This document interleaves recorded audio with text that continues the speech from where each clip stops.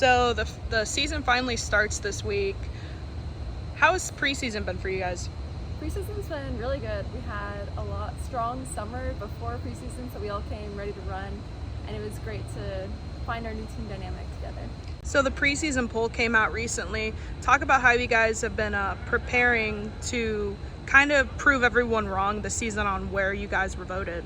Yeah, sure. I mean, I to be honest with you, I don't put a ton of stock in that, but it is something that I think is helpful as a motivation in terms of, giving us a goal and something to shoot for.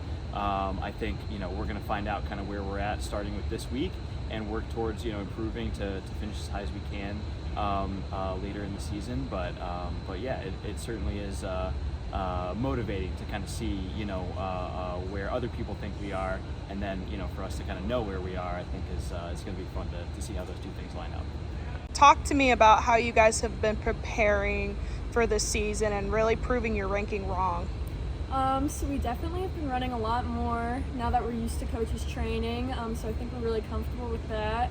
And we've been running in a big pack together, so I think that's really going to benefit us in our races later in the season. So you talked about the incoming freshmen coming aboard on the team. Talk to me about, are they going to be an impact for you guys this year? For sure. The freshmen have been up with our top two groups this season so far, which is going to be really good and exciting, and I'm excited to see where they go and where they end up at the end of the season. What are some goals you guys have this year as a team? I would say one of our goals is to get back to where we finished 2 years ago.